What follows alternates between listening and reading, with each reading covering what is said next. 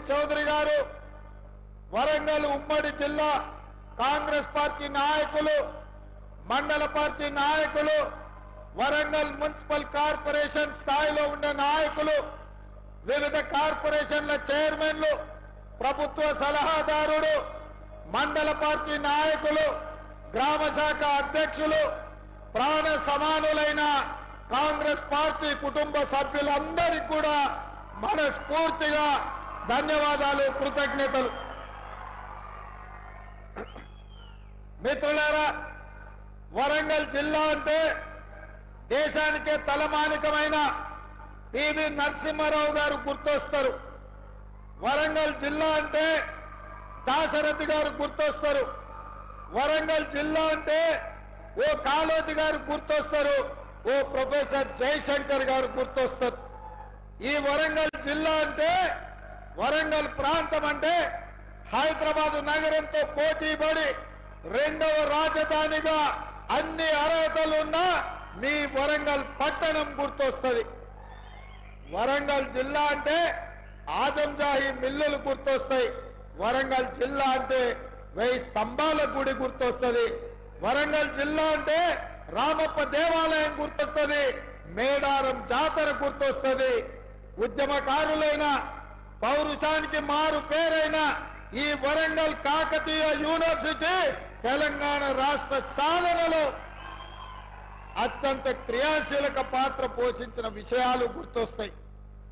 మరి ఈరోజు మిత్రులారా, మొన్న జరిగిన శాసనసభ ఎన్నికలలో పాదయాత్ర సందర్భంగా మీ అందరి దగ్గరికి వచ్చి మీకందరికి విజ్ఞప్తి చేసిన, ఈ తెలంగాణ రాష్ట్రాన్ని పట్టి పీడిస్తున్నా, తెలంగాణ రాష్ట్రాన్ని దోచుకుంటున్న కల్వకుంట్ల చంద్రశేఖరరావు నుంచి విముక్తి కలిగించాలి అనంటే ఈ వరంగల్ జిల్లాలో మొత్తానికి మొత్తం కాంగ్రెస్ ఎమ్మెల్యేలు గెలవాలి.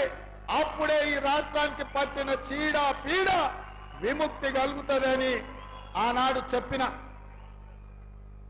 ఇచ్చిన మాట ప్రకారం మీరందరూ 12లో 10 మంది ఎమ్మెల్యేలను గెలిపించి అండగా నిలబడి ఈనాడు తెలంగాణ రాష్ట్రంలో ఇందిరమ్మ రాజ్యం ప్రజాపాలన వచ్చిందంటే ఈ వరంగల్ గడ్డ అండగా నిలబడ్డందుకే ఇవాళ ప్రజారాజ్యం ఏర్పడ్డదని మీ అందరికీ నేను సవినయంగా చెప్పదలుచుకున్నా.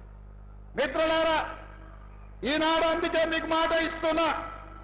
మా మిత్రులు వరంగల్ జిల్లా గురించి, వరంగల్ ప్రాంతం గురించి ఎస్ఆర్ఎస్పి స్టేజ్ 2తో పాటు స్టేజ్ 3 దేవాదుల ఈ ప్రాంతంలో పెద్దలు కడియం శ్రీహరి గారి అనుభవాన్ని ఉపయోగించుకొని ప్రతి నియోజకవర్గంలో ప్రతి ఎకరాకు సాగునీటి నీళ్లను అందించే బాధ్యత తప్పకుండా ఈ వరంగల్ ఉమ్మడి జిల్లాకు ఇచ్చే బాధ్యత కడియం శ్రీహరి గారికి ఉన్న నీతి నిజాయితీతో పాటు వారి అనుభవాన్ని సంపూర్ణంగా వినియోగించుకొని మీ ఆగిపోయిన ప్రాజెక్టులను పూర్తి చేయడమే కాదు, ప్రతి ఎకరాకు నీళ్ళిచ్చే బాధ్యత ఈ ప్రభుత్వం తీసుకుంటుందని ఈ వేదిక మీద నుంచి తెలియజేస్తున్నా. ఇదే కాదు, ఎర్రబల్లి లాంటి చీడ పురుగులను ఓడించి ఐటీలో రాణించిన యశస్విని, అదే విధంగా ఝాన్సీ గారు, వీళ్ళందరూ అమెరికాలో ఐటీ రంగంలో రాణించి ఈ ప్రాంత ప్రజలకు అండగా నిలబడాలని ఈరోజు మీ ప్రాంతంలో ప్రజల మధ్యలో వాళ్ళు ఉన్నారు. అందుకే మిత్రులారా, సాగునీటి ప్రాజెక్టులే కాదు, ఐటీ ప్రాజెక్టులు, అదే విధంగా ఇండస్ట్రియల్ కారిడార్ హైదరాబాద్ నుంచి వరంగల్, వరంగల్ నుంచి రామగుండం వరకు ఈ ప్రాంతంలో నేషనల్ హైవేస్ ఏవైతే ఉన్నాయో ఈ నేషనల్ హైవే ప్రాంతంలో ఇండస్ట్రియల్ కారిడార్ తీసుకొచ్చి పరిశ్రమలు నెలకొల్పి నిరుద్యోగ యువకులకు ఉపాధి ఉద్యోగ అవకాశాలు కల్పించే బాధ్యత మన ప్రభుత్వం తీసుకుంటుంది. అదే విధంగా మా పద్మశాలి సోదరులు ఆనాడు ఆజంజాయి మిల్లులలో పరిశ్రమలు రాణిస్తే అవి కాలగర్భంలో కలిసిపోయి, అందుకే ఈరోజు ఈ వరంగల్ ప్రాంతంలో టెక్స్టైల్ పార్కును అభివృద్ధి చేసి ఆ పరిశ్రమను ముందుకు తీసుకెళ్లి మా పద్మశాలి సోదరులకు అండగా నిలబడి టెక్స్టైల్ పార్కును అంతర్జాతీయ స్థాయిలో అభివృద్ధి చేసే బాధ్యత కాంగ్రెస్ పార్టీ తీసుకుంటుంది. ఇదే కాదు మిత్రులారా, మిత్రుడు రాజేందర్ ఒక మాట చెప్పిండు, అన్నా మీ మాట మీద మేము గెలిచినాం, ఇవాళ ఈ వరంగల్ మొత్తం ఎక్కువ చిన్న సముద్రం లాగా మారిపోతుంది వానలు వస్తే. నయం కాల్వ గురించి కాదు నేను చెప్పేది, ఈ వరంగల్ పట్టణానికి 100% అండర్ గ్రౌండ్ డ్రైనేజ్ ఏర్పించే బాధ్యత.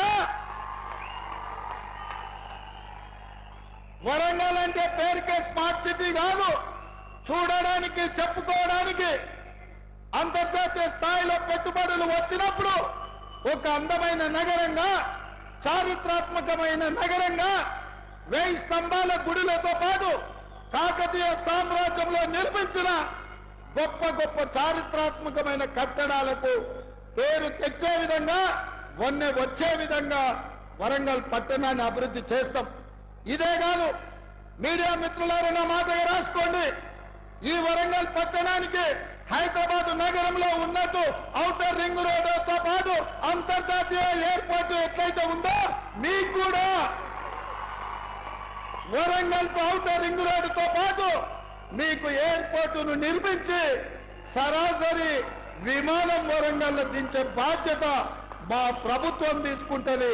వరంగల్ పట్టణానికి మహర్దశ కల్పించే బాధ్యత నేను తీసుకుంటా అని చెప్పి మా మిత్రులకు నేను తెలియజేస్తున్నా. మిత్రులారా, సాధించిన తెలంగాణ రాష్ట్రంలో 10 సంవత్సరాలల్లా అద్భుతాలు చేసి ఉండొచ్చు, వరంగల్ నగరాన్ని మహానగరంగా మార్చి ఉండొచ్చు. కానీ ఒక చెత్త, ఒక మురికి కూపంగా మీ వరంగల్ కు పట్టిన పెద్ద సమస్య మీ చెత్త. చెత్త ఎత్తే దిక్కులేని ప్రభుత్వం గత 10 సంవత్సరాలు ఉండే.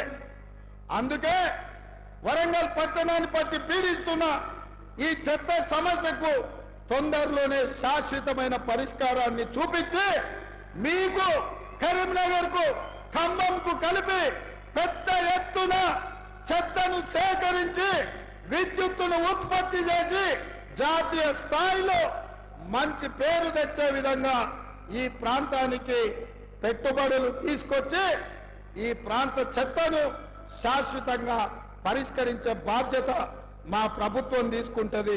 ఆ శాఖ కూడా, మున్సిపల్ శాఖ కూడా నా దగ్గరనే ఉంది. ఎవరికో మంత్రి కూడా చెప్పాల్సిన పని లేదు. నేనే స్వయంగా వచ్చి వరంగల్లో కూర్చొని ఈ వరంగల్ యొక్క సమస్యలు పరిష్కరించే బాధ్యత నేను తీసుకుంటా.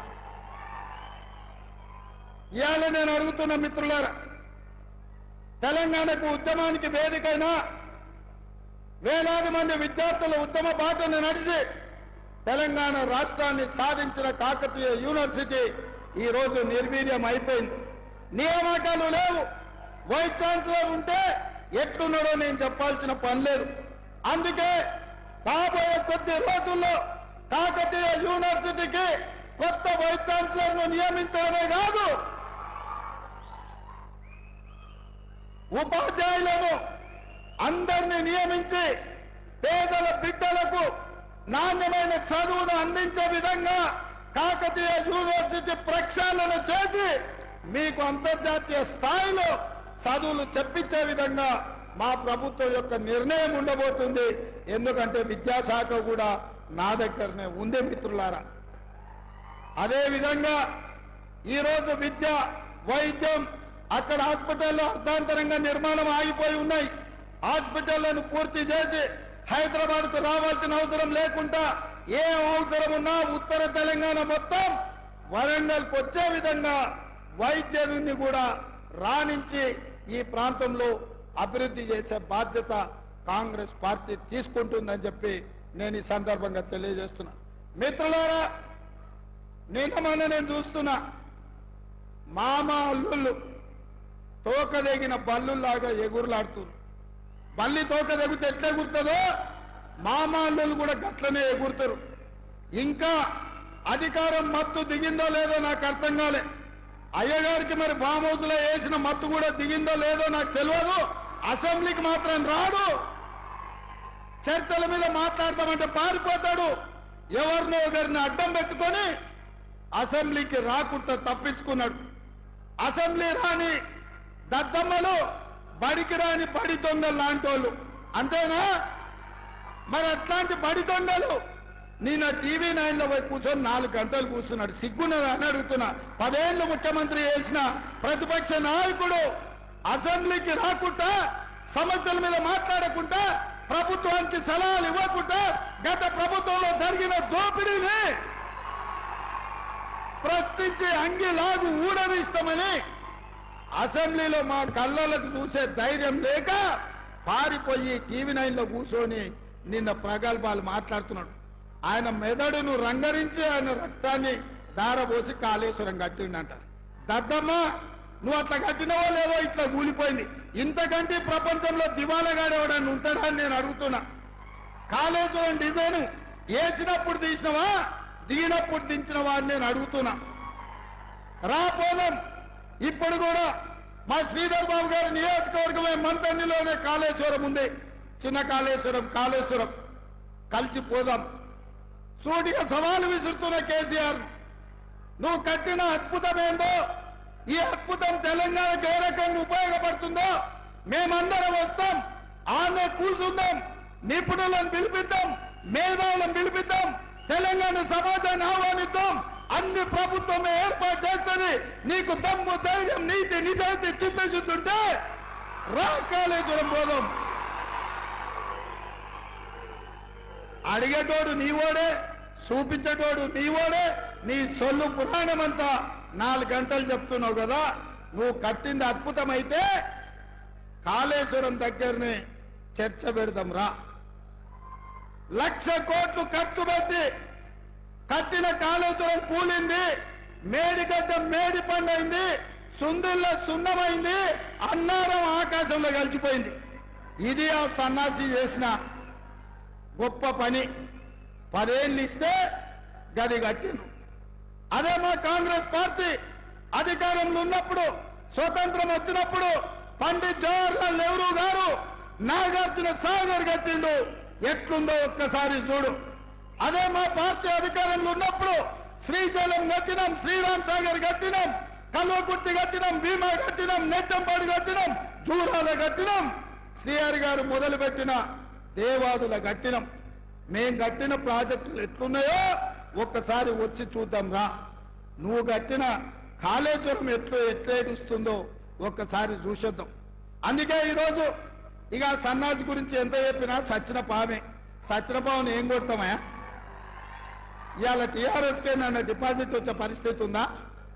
కాబట్టి ఇవాళ టీఆర్ఎస్ కాదు, ఏనుగులను తినేటోడు పోయిందంటే పీనుగులను తినేటోడు వచ్చిండు అన్నట్టుగా మోడీ తయారైండు. వీళ్ళిద్దరు తోడు దొంగలే. వీళ్ళిద్దరు తోడు దొంగలు గూడు పుటాని తెలంగాణ మీద కుట్ర చేశారు. 10 ఏళ్ళు కేసీఆర్ ఎవరు గెలిచినా ఢిల్లీలో మోడీకే తాకట్టు పెట్టాడు. వీళ్ళిద్దరిని వేరువేరుగా చూడలేం. వీళ్ళిద్దరు నాణానికి బొమ్మ బొరుసు లాంటి వాళ్ళు. వీళ్ళిద్దరు కలిసికట్టుగా తెలంగాణకు అన్యాయం చేసిన వాళ్ళు. అందుకే డిసెంబర్లో జరిగిన ఎన్నికల్లో చంద్రశేఖరరావుకు బుద్ధి చెప్పిండ్రు. ఇవాళ మే నెలలో జరగబోయే ఎన్నికల్లో నరేంద్ర మోడీకి గుణపాఠం చెప్పాలి. నరేంద్ర మోడీ గారు ఇచ్చిన హామీలు ఏవైనా అమలైనాయా భారతీయ జనతా పార్టీ నాయకులు చెప్పాలి. ఇవాళ నేను అడుగుతున్న బీజేపీ నాయకులను, ప్రచారానికి వస్తున్న నేతలను, ఆనాడు నరేంద్ర మోడీ చెప్పిండు ప్రతి సంవత్సరం 2 కోట్ల ఉద్యోగాలు ఇస్తా అన్నాడు. 10 ఏళ్ళైంది ప్రధానమంత్రి అయి 20 కోట్ల ఉద్యోగాలు ఇవ్వాలి. నేను అడిగిన ప్రశ్నకు 7,21,680 ఉద్యోగాలు ఇచ్చినామని పార్లమెంట్ లో సమాధానం ఇచ్చాడు. ఇస్తాన 20 కోట్ల ఉద్యోగాలు ఎక్కడా, ఇచ్చిన 7 లక్షల ఉద్యోగాలు ఎక్కడా అని చెప్పి నరేంద్ర మోడీ గారిని నేను అడుగుతున్నా. నరేంద్ర మోడీ గారు రైతులకు మాట ఇచ్చిండు, రైతుల ఆదాయాన్ని 2 చేసి ఆత్మహత్యలు ఆపుతా అని. ఆత్మహత్యలు ఆపలేదు, ఆదాయం పెరగలేదు. కానీ వ్యవసాయాన్ని రైతు వ్యతిరేక నల్ల చట్టాలు తీసుకొచ్చి అదాని, అంబానీ, అమెజాన్లకు అమ్మడానికి చూసి రైతుల ప్రాణాలను అదాని దగ్గర తాకట్టు పెడితే ఢిల్లీ సరిహద్దుల్లో లక్షలాది మంది రైతులు 16 నెలలు వీరోచితమైన పోరాటం చేసింది. సరిహద్దుల్లో సైనికులు ఎట్లా కొట్లాడతారో ఢిల్లీ సరిహద్దుల్లో పంజాబ్, హర్యానా, ఉత్తరప్రదేశ్, మధ్యప్రదేశ్, రాజస్థాన్ ప్రాంతాల నుంచి వేలాది మంది రైతులు వచ్చి నరేంద్ర మోడీ మీద యుద్ధం ప్రకటించి రైతు వ్యతిరేక నల్ల చట్టాలు వెనక్కి తీసుకోవడమే కాదు, నరేంద్ర మోడీ మెడలు వంచి రైతాంగానికి క్షమాపణ చెప్పించిన చరిత్ర హర్యానా, పంజాబ్ రైతులకు ఉంది. ఇదే కాదు, 2014 ప్రధానమంత్రిగా పోటీలో ఉన్నప్పుడు చెప్పిండు, చాలా మంది నాయకులు లక్షలాది కోట్ల రూపాయలు సంపాదించి స్విస్ బ్యాంకులో పెట్టిండ్రు. ప్రధానమంత్రి అయిన మరుక్షణం లక్షలాది కోట్ల రూపాయలు స్విస్ బ్యాంకులో నుంచి తెచ్చి ప్రతి పేదవాడి ఖాతాలో 15 లక్షల రూపాయలు వేస్తా అని మాట ఇచ్చాడు. నేను అడుగుతున్న వరంగల్ మిత్రులను, మీ ఖాతాలో ఎవరికైనా నరేంద్ర మోడీ 15 లక్షల రూపాయలు వేసిండా? వేసిండా? వేసిండా? మీకెవరికి రాలే కదా. మన రాష్ట్రంలో ఏ ఒక్కరికి రాలే. మరి ఇవాళ ఏ ముఖం పెట్టుకొని ఓట్లు అడుగుతున్నాడు? రైతుల ఆదాయం పెంచుంటే రెండింతలు చేస్తా అన్నాడు. ఇవాళ పండించిన పంట కొనే దిక్కు లేదు, రైతు వ్యతిరేక నల్ల చట్టాలు తీసుకొచ్చిండు. ఇట్లా ఏది చూసినా నరేంద్ర మోడీ చేతిలో మోసపోయినాం. ఇక తెలంగాణ విషయానికి వస్తే, ఆనాడు రాష్ట్ర పునర్విభజన చట్టంలో ఖమ్మం జిల్లాలో ఉక్కు కర్మాగారం పెట్టి ఆదివాసీ సోదరులకు ఉద్యోగ ఉపాధి అవకాశాలు కల్పించాలని సోనియమ్మ మనకు మంజూరు చేసింది. బయ్యారం ఉక్కు కర్మాగారం ఇచ్చింది. 10 ఏళ్ళైనా అక్కడ పరిశ్రమ పెట్టడానికి వీలు లేదు, అక్కడ వీలు కాదు అని ఖమ్మం జిల్లాలో బయ్యారం ఉక్కు కర్మాగారం తిరస్కరించి ఈ ప్రాంతానికి ద్రోహం చేసింది నరేంద్ర మోడీ. అదే విధంగా Warangal Kazipet railway coach factory, Warangal Kazipet junction అంటే దక్షిణాది రాష్ట్రాలను కలిపే జంక్షన్. ఇక్కడ కోచ్ ఫ్యాక్టరీ పెట్టడం ద్వారా దేశానికే పెద్ద పరిశ్రమ తీసుకురావాలని సోనియమ్మ ఆలోచన చేసింది. మన తెలంగాణకు, మన కాజీపేటకు రైల్వే కోచ్ ఫ్యాక్టరీ సోనియమ్మ, మన్మోహన్ సింగ్ ఇచ్చారు. నరేంద్ర మోడీ వచ్చి రద్దు చేసి దీన్ని మహారాష్ట్రకు తరలించకపోయిండు. మనకి ఇవ్వాల్సిన రైల్వే కోచ్ ఫ్యాక్టరీ మహారాష్ట్రకు లాతూర్కు తరలించకపోయిండు. నేను అడుగుతున్నా, IIIT కానీ ITIR కారిడార్ కానీ ఈ రోజు మనకి ఇవ్వాల్సింది ఇవ్వలే. NTPC ద్వారా 4000 మెగావాట్ల విద్యుత్ ఉత్పత్తి సంస్థల్ని నిర్మాణం చేయలే. గిరిజన యూనివర్సిటీ కొట్లాడంగా నిన్నగాక మొన్న మంజూరు చేసిండు. ఇట్లా చెప్పుకుంటూ పోతే నరేంద్ర మోడీ చేసిన ద్రోహం అంతా ఇంత కాదు. అదే కాదు మిత్రులారా, ఆనాడు కాంగ్రెస్ అధికారంలో ఉన్నప్పుడు పెట్రోల్ 55 రూపాయలు ఉండే, ఇవాళ 110 రూపాయలు చేసిండు. ఆయిల్లో డీజిల్ 50 రూపాయలు ఉండే, ఇవాళ 100 రూపాయలు చేసిండు. ఆయిల్లో మా అక్కలకు సిలిండర్ 400 ఉండే, ఇవాళ 1200 చేసిండు. ఇంకా ఏ మిగిలిందా మా దగ్గర దోసుకోవడానికి? మా చేనేత కార్మికులు కష్టపడి రెక్కలు ముక్కలు చేసుకుంటుంటే ఇవాళ చేనేత పరిశ్రమ మీద GST వేసిండు. అగ్గిపెట్టే సబ్బు బిల్ల, ఆఖరికి వాళ్ళు దేవుడి భక్తులు అంటారు, అగరబత్తీలను కూడా వదిలే అగరబత్తీల మీద కూడా GST వేసాడు. ఇంతకంటే దుర్మార్గమైన భక్తుడు ఎవడని ఉంటాడా ఈ దేశంలో అని నేను అడుగుతున్నా. ఇవాళ అన్ని పోయినాయి, చేసింది లేదు, చెప్పుకునేటందుకు లేదు, చెప్తే నమ్మేటోడు లేడు. అందుకే పిచ్చి పట్టుకుంది బీజేపీ వాళ్లకు. మత పిచ్చి ప్రజల మధ్యలో, భాష మధ్యలో, ప్రాంతాల మధ్యలో చిచ్చు పెట్టి విభజించి ఎన్నికల్లో నెగ్గాలి అని ఆలోచన చేస్తారు. అట్లయినా వాళ్ళకి ఎవరు దొరకలే. ఎవరు దొరికినా ఈ నుంచే మీరు బండకేసి కొట్టిన ఆయన దొరికిండు. అరూరు రమేష్ ఎవరా ఆయన? మీ భూములు మింగిన అనకొండ కాదా? ఊరూర్లో భూములు ఆక్రమించుకున్నాడు కాదా? అంగి మార్చి, రంగు మార్చి, జెండా మార్చి వస్తే ఈ వరంగల్ ప్రజల అమాయకులా గుర్తుపడతారా? ఏ రూపంలో వచ్చినా, ఏ SMS వచ్చినా అరూరు రమేష్ ను బండకేసి కొట్టేది గ్యారంటీ. ఈ అనకొండ అంతు చూసేది గ్యారంటీ. ఇవాళ భూములు ఆక్రమించుకునే ఆరూరు రమేష్ కావాలన్నా పేద ప్రజలకు వైద్యం అందించి డాక్టర్గా చదువుకొని రాణించి కరీం సిఆర్ఈ నుండి నీతి నిజాయితీని వారసత్వంగా తీసుకొని పేదలకు సేవలు అందించాలన్న ఆలోచనతోని ఇవాళ ఒక ఆడబిడ్డ మీ ముందుకు వచ్చింది. ఇవాళ కాంగ్రెస్ పార్టీ శ్రీహరి గారు టికెట్ అడగలే. నేను ఈ వేదిక మీద నుంచి స్పష్టంగా చెప్పదలుచుకున్న ఈ రాష్ట్ర ప్రజలకు, శ్రీహరి గారు కాంగ్రెస్ ను సంప్రదించలే. నేనే స్వయంగా శ్రీహరి గారి దగ్గరికి మా పెద్దల్ని పంపించిన. ఎందుకంటే ఈ ప్రభుత్వంలో నిజాయితీ కలిగిన ప్రజలకు చిత్తశుద్ధితో సేవ చేసే నాయకులు నా ఎంబడి ఉంటే నా గౌరవం, పార్టీ గౌరవం పెరుగుతుందని శ్రీహరి గారిని కాంగ్రెస్ లోకి తీసుకురండి, చదువుకున్న డాక్టర్ కావ్యను ఎంపీని చేద్దామని చెప్పి ప్రతిపాదన నేను పంపించిన. మన ప్రతిపాదన మీద కడియం శ్రీహరి గారు ఆలోచన చేసి ఈ రోజు ఒక నిర్ణయం తీసుకున్నారు. నాకు తెలిసి వారు నిర్ణయం తీసుకోకపోదురేమో, కానీ బీజేపీ రూమర్లో ప్రజాస్వామ్యానికి ఒక ప్రమాదం పొంచి ఉన్నది. బీజేపీ ఇవాళ ఎస్సీ ఎస్టీ రిజర్వేషన్లు రద్దు చేసి రాజ్యాంగాన్ని మార్చేసి దళితుల మీద, గిరిజనుల మీద దాడులు చేసి ఈ రోజు ఈ ప్రజాస్వామ్యాన్ని మీదనే దాడి చేసే ప్రయత్నం చేస్తుంది. అంబేద్కర్ వాదిగా, ఏబిసిడి వర్గీకరణ కోసం కొట్లాడిన నాయకుడిగా ఈ రోజు ఈ దేశ రాష్ట్ర ప్రజలకు ప్రజాస్వామ్యాన్ని కాపాడే అవసరం ఉంది. అందుకే గాంధీ కుటుంబం నాయకత్వంలో పనిచేయడానికి ఈ రోజు కడియం శ్రీహరి గారు ముందుకొచ్చిండ్రు. అందుకే మిత్రులారా, ఇవాళ శ్రీహరి గారి దగ్గర కోట్ల రూపాయలు చూసి టికెట్ ఇవ్వలేదు, శ్రీహరి గారి నిజాయితీని చూసి టికెట్ ఇచ్చినాం. ఇవాళ కడియం కావ్యకు ఈ రోజు ఎంపీగా ఇచ్చినామంటే ఆనాడు కొండా సురేఖకు కాంగ్రెస్ టికెట్ ఇస్తే నాయకురాలైంది. ఆ తర్వాత సీతక్క ఆదివాసి బిడ్డ, అడవుల నుంచి వచ్చిన బిడ్డ ఇవాళ మంత్రిగా సోనియమ్మ నాయకత్వంలో పనిచేస్తుంది. అట్లనే మీ ప్రాంతం నుంచి మరొక ఆడబిడ్డ కాంగ్రెస్ పార్టీలో నాయకురాలుగా ఎదుగుతుంది, పార్లమెంటులో రాణిస్తుంది, మీ సమస్యల మీద కొట్లాడుతుంది. మీరు ఆశీర్వదించండి మీ బిడ్డను. గల్లీ నుంచి ఢిల్లీ వరకు మీ గళమై వినిపిస్తుంది డాక్టర్ కావ్య. ఆరూరి రమేష్ కు ఓటేస్తే అనకొండ మీ భూములు మింగుతాడు, ఎక్కడికి ఓడు, మీ భూములను మింగే పని మీదనే ఉంటాడు.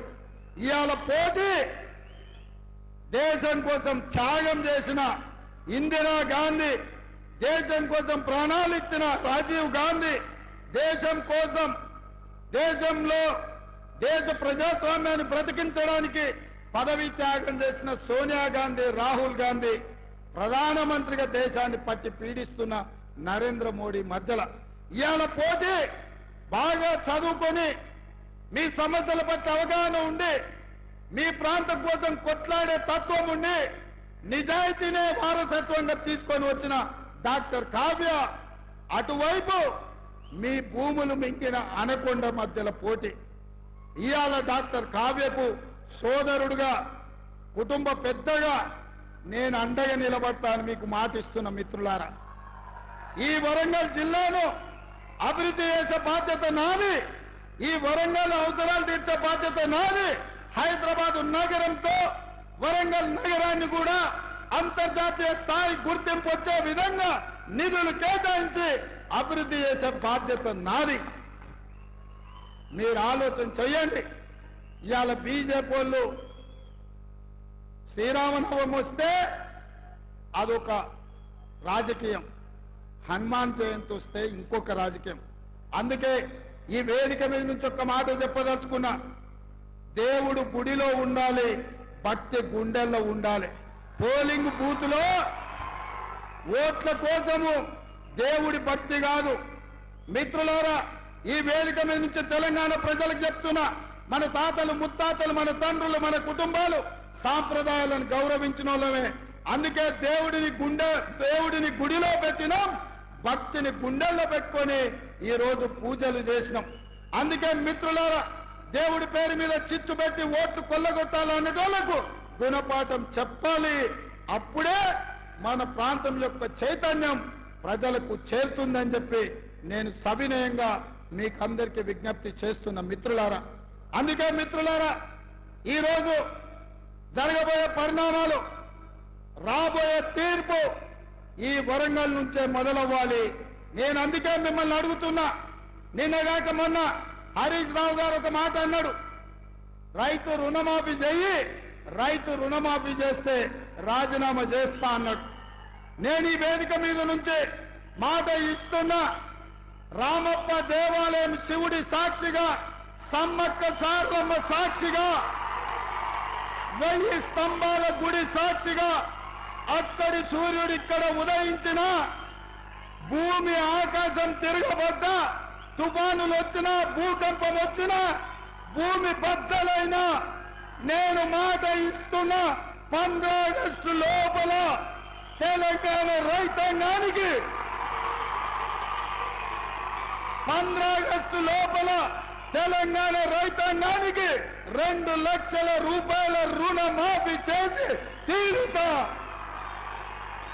హరీష్ రావు అన్నావు కదా సిద్దిపేటకు రాజీనామా చేస్తా అని, రాజీనామా పత్రం జేబులో పెట్టుకో. 15 ఆగస్టు నాడు నీతో మాట్లాడతా బిడ్డ, మాట మీద ఉండాలి. నీ మామలాక మాట ఇచ్చి మాట తప్పి దళితుని ముఖ్యమంత్రి చేస్తా, లేకపోతే తలకాయ నరుకుంటాని తలకాయ లేని మాటలు మాట్లాడతాం అనుకుంటున్నావేమో. 15 ఆగస్టు నాడు నీతో మాట్లాడతా. దేశానికి స్వతంత్రమే కాదు, రైతులకు కూడా ఆర్థిక స్వతంత్రం తీసుకొచ్చే రోజు 15 ఆగస్టు 2 లక్షల రుణమాఫీ చేస్తా. ఆయనలో నీతో మాట్లాడతా. ఇవాళ ఆశామాసిగా సవాళ్లు స్వీకరించిన సిద్దిపేట చెప్పుడు కాదు, జేబుల రాజీనామా పత్రం పెట్టుకో. ఇక ఆయన సొక్కరైనోడు ఆయనలో 100 రూపాయలు పెట్టి పెట్రోల్ తెచ్చుకున్నాడు, 10 పైసలు అగ్గిపెట్టి దొరకలే. ఇప్పుడు కూడా గట్లనే అనుకుంటున్నాం. మా వాళ్ళందరూ సిద్ధంగా పెట్ట తలావో అగ్గిపెట్ట కొనుక్కొని నీ సంగతి చెప్పడానికి. నువ్వు ఏదో తెలంగాణ సమాజాన్ని ఎడ్డిదో గుడ్డిదో మాటలతో మోసం చేయొచ్చు అనుకుంటున్నాం. అవన్నీ ఏం కుదరవు. 15 ఆగస్టు నాడు నీ ఆఖరి శాసనసభ సభ్యత్వం రైతు రుణమాఫీ చేసి నీ సంగతి తెలుస్తాను తెలియజేస్తూ మీ అందరి దగ్గర సెలవు తీసుకుంటున్నా. జై కాంగ్రెస్, జై కాంగ్రెస్. ధన్యవాదాలు సోదరులారా. నరసింహారావు గారు గుర్తొస్తారు. వరంగల్ జిల్లా అంటే దాశరథి గారు గుర్తొస్తారు. వరంగల్ జిల్లా అంటే ఓ కాళోజీ గారు గుర్తొస్తారు, ఓ ప్రొఫెసర్ జయశంకర్ గారు గుర్తొస్తారు.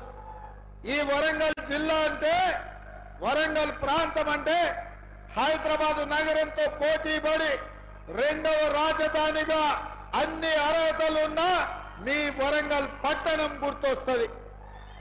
వరంగల్ జిల్లా అంటే ఆజంజాహి